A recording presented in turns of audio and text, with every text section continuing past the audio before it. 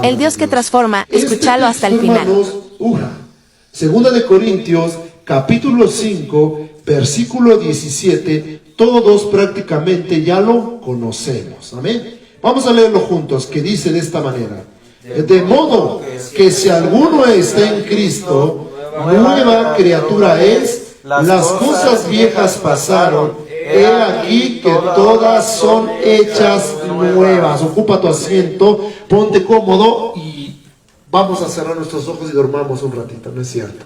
Vamos a poner atención a la palabra de Dios, amén. El Dios que transforma. ¿Cuántos creemos que el Dios que tenemos es un Dios que transforma? Un Dios que cambia. Ahora, la transformación que hace Dios, escuche bien, no es un cambio en nuestro comportamiento, sino es una renovación completa de nuestros corazones, mentes y alma o psique. Amén. A ver, ¿sí me hice entender? ¿Sí me hice entender o no? A ver, vamos a ver esto. La transformación que hace Jesús o Dios o el Espíritu Santo en nuestra vida no es un solo cambio en nuestro comportamiento. Me debo de comportar bien porque ya soy hijo de Dios. No. Sino que Dios o el Espíritu Santo lo que hace dentro de nosotros es una renovación completa de nuestros corazones, de nuestras mentes y de nuestras almas. ¿Amén? ¿Ya lo entendió? Vamos a ver 5 ejemplos de transformación en la Biblia y veremos cómo Dios también puede transformarnos. Veremos cómo Dios transformó a las personas, a gente ordinaria. Escuche bien, ¿sí saben qué es ordinario, no? A gente extraordinaria. Gente que no sabía leer, gente que no sabía hacer nada, y Dios sacó del ordinario y lo hizo a algo extraordinario. ¿Sí me va entendiendo? Vamos a ver el primero. Ese se encuentra en el libro de Hechos, capítulo 9, versículo 1. Capítulo 9, del 1 al 22. Y usted ya conoce este personaje, porque muchos de los que han estudiado la Biblia saben de quién estoy hablando. Estoy hablando de Saulo al apóstol Pablo. A ver, vamos a leerlo. Hechos capítulos 9, del 1 al 22. No lo va a leer porque es un capítulo grande, pero ahí relata la historia, la conversión, la transformación del apóstol Pablo. Antes era Saulo, ahora fue Pablo. A ver, Saulo, voy a dar un poquito de la biografía del apóstol Pablo. Bueno, antes de ser Pablo, Saulo, escuche bien, era una persona celosa, farisea, que perseguía a los primeros cristianos. ¿A dónde iba él? ¿A dónde creen que iba él? Cuando tuvo un encuentro con el Señor Jesús. ¿A dónde iba? Dice que iba a camino a Damasco para arrestar a más cristianos. Iba a matarlos, iba a arrastrarlos porque los arrastraba. ¿Sí me entienden? Para llevarlos presos, incluso algunos los mataba. O sea que Saulo era un asesino. Era un asesino.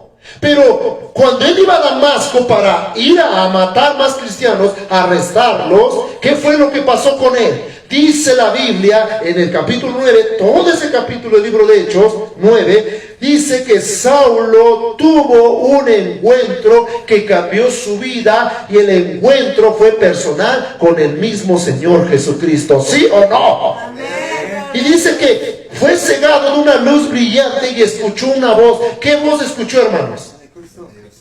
No fue la voz de un profeta, no fue la voz de un predicador, no fue la voz de alguien que le fue a predicar, no, escuchó la misma voz de Jesucristo. Aquellos necios, aquellos que no entienden, aquellos que no creen, aquellos que creen que van a burlarse de Dios, tarde que temprano van a tener un encuentro con Cristo, pero Cristo mismo les va a hablar, ¿sí o no?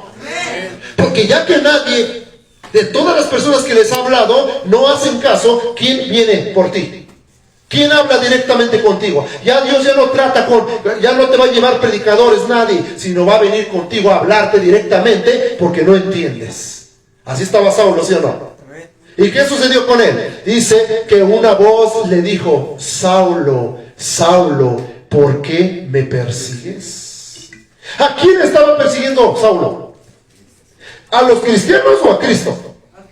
Entonces la persona que a ti te persiga por ser cristiano no te está persiguiendo a ti, está persiguiendo ¿a quién? A Cristo. A ver, no los escuché bien. ¿A quién está persiguiendo? A Cristo mismo. Dale la gloria al Rey, porque no te persiguen a ti, persiguen ¿a quién? A Cristo mismo, hermano. Entonces este hombre estaba peleando contra ¿quién? Contra el propio Dios de la gloria, contra Jesucristo, el Rey de los Reyes, y tuvo un encuentro con él. En Hechos 9:4 lo dice: Saulo pasó de... Fíjense, cuando llega la transformación, por eso él mismo dice que son nuevas criaturas. No las estoy tan convencidos. ¿Por qué? De seguro las cosas viejas no han pasado por ustedes. ¿Cuántos dicen amén? De modo que si alguno está en Cristo, ¿ahora qué?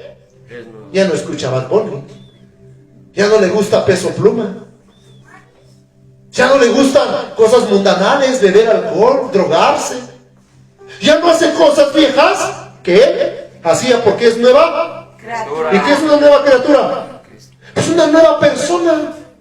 Una nueva persona que encontró con Jesucristo, que lo transforma y lo cambia, hermanos.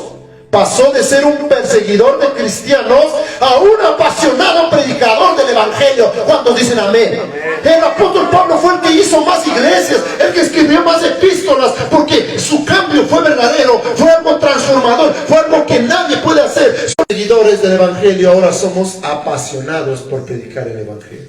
Amén. Por eso ahora amamos al Señor, porque cambió nuestra vida, así como cambió a Pablo su nombre, ¿sí o no? De Saulo a Pablo, ¿sí o no? Aleluya. ¿Qué más? Corintios. ¿Qué más? Filipenses, Colosenses, Tesalonicenses. ¿Cuál más? Todas casi son de él, hermanos.